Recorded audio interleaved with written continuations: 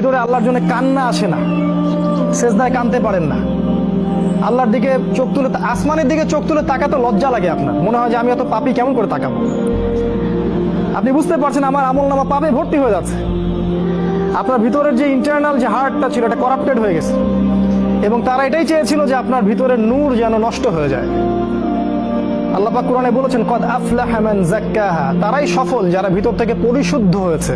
ওয়া কদ খাবা মান দাসাহা, সে ব্যক্তি ধ্বংস হয়ে গেছে যার অন্তরটা ধ্বংস হয়ে গেছে। আর এই প্রতিটা বিষয় দিয়ে তারা আপনার রূহটাকে নষ্ট করে দিয়েছে। দাজ্জালের অনুসারীরা আপনার রূহটাকে, আত্মাটাকে নষ্ট করে দিয়েছে। খেয়াল করে দেখবেন আপনার চোখ দিয়ে পানি আসে না, একটা অন্যায় পাশে দেখলে আপনার গায়ের রক্ত গরম হয়ে যায় না। উম্মার মানুষদেরকে যখন অন্যায়ভাবে হত্যা করা হচ্ছে আপনার ভিতরে কোনো ফিলিংস জাগে না। আপনি খেয়াল করে দেখবেন যে আপনি ঘন্টার পর ঘন্টা পর্নোগ্রাফি দেখছেন, জিনা দেখছেন, 3x দেখছেন, কিন্তু আপনার ভিতরে কোনো ফিলিংস কাজ করে না, মানে কোনো অনুশোচনা কাজ করে না, কারণ আপনার ভিতরটা নষ্ট করে দিয়েছে তারা। আল্লাহ রসুল বলেছেন যখন মানুষ একটা পাপ করে কলবে একটা দাগ পড়ে, আরেকটা পাপ করে আরেকটা দাগ পড়ে, আরেকটা পাপ করে আরেকটা দাগ পড়ে, যদি তওবা করে দাগ উঠে যায়।